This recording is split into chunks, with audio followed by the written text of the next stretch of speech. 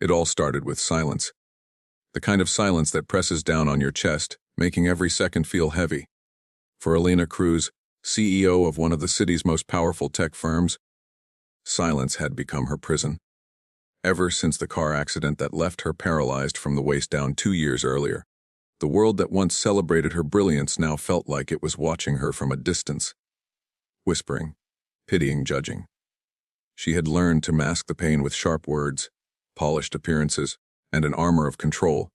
But inside, Elena had forgotten what it meant to truly laugh, to truly feel alive. Her assistant had begged her to try something new.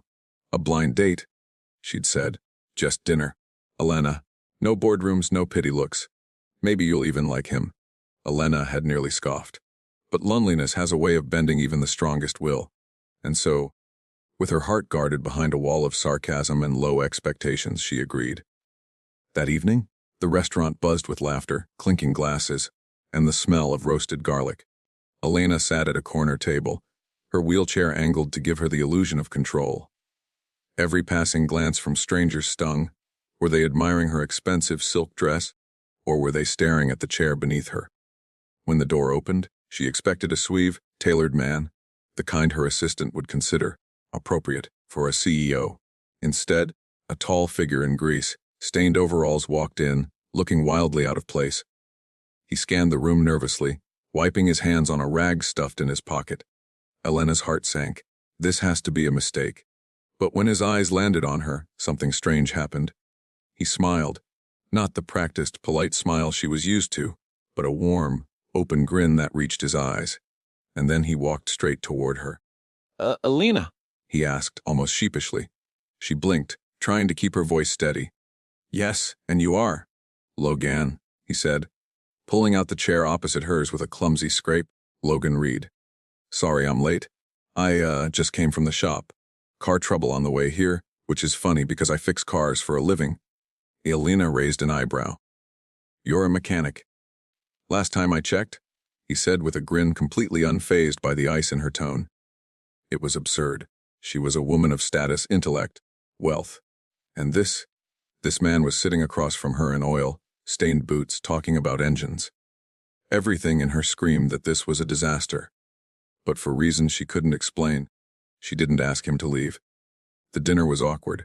He talked too much, laughed too loud, and admitted he had never been on a blind date before.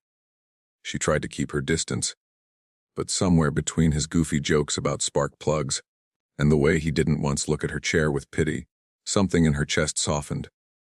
For the first time in years, Elena almost smiled. That night should have ended there. But fate had other plans. Logan didn't just vanish after the disastrous date he called. He texted. He showed up, sometimes with flowers so clumsily wrapped they looked stolen from a gas station, sometimes with stories about ridiculous customers at his shop. Elena kept telling herself to push him away. He wasn't her type. He wasn't polished, educated, or from her world. But each time he appeared, he brought with him something she thought she'd lost forever: lightness. And then came the first real challenge. Elena's company was under attack. A ruthless competitor launched a smear campaign, shaking investor confidence. The board wanted her replaced, whispering that her condition made her weak, incapable of steering the company through crisis. The betrayal cut deep. For a woman who had built everything from the ground up, the thought of losing it all was unbearable. One evening, she sat in her penthouse, papers scattered around her, tears threatening but never falling. Logan knocked on her door, holding 2 greasy bags of takeout. You look like you could use a burger, he said simply, setting the bags down. When she didn't answer, he sat across from her, watching her crumble in silence. Finally, she whispered, They want me out, Logan. They think I can't lead because of this chair. He leaned forward, eyes steady. Then remind them who the hell you are. Chair or no chair. You're Elena Cruz. You built that empire with your brain, not your legs. Don't let them forget it. His words weren't polished. They weren't strategic. But they were real. And for the first time, Elena believed them. The second challenge was more personal. Elena had spent years walling herself off, convinced no one could love her. Not fully, not as she was. Logan challenged that belief at every turn. He treated her chair as an afterthought, joked with her, teased her, made her feel normal, and that terrified her. One night, after a long day of battling her bored, she snapped. "Why are you still here? Logan, do you think you're some hero? Do you pity me?" The room went quiet. His jaw tightened, hurt flashing in his eyes. "Pity you," he repeated. "Helena, I don't pity you. I admire the hell out of you. But if you're so determined to push me away, say it straight. Because I'm not here out of pity. I'm here because I like you. Because when you laugh, the world feels lighter. Because you make me want to be better." Her defenses crumbled that night. The months that followed weren't easy. Together they fought battles. Against her bored, against her own insecurities, against the whispers of a society that couldn't look past appearances.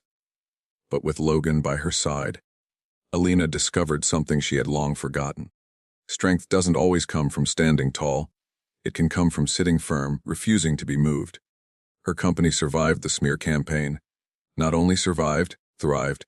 Investors who doubted her left, replaced by new partners who respected her vision. And through it all, Logan stayed, the mechanic and the CEO. Ool-stained hands and diamond necklaces. Two worlds that never should have collided, but did. And the most beautiful part. Alina learned to smile again. Not the polite smile she wore at business galas, but real unrestrained laughter. The kind that shook her shoulders and made her eyes water. Logan gave her that. Not by fixing her, but by reminding her she was never broken. By the end of it all, Alina realized the blind date disaster wasn't a disaster at all. It was the beginning of a story she never expected to write. And, to you, listening right now, what did you feel during this story? Did it remind you of someone who lifted you up when you were at your lowest? I'd love to hear your thoughts. Drop your feelings in the comments below. I read every one of them. And if this story touched your heart, please don't forget to like, share, and subscribe to my channel. Be kind always. Together, let's keep spreading stories that inspire hope and remind us of the power of kindness.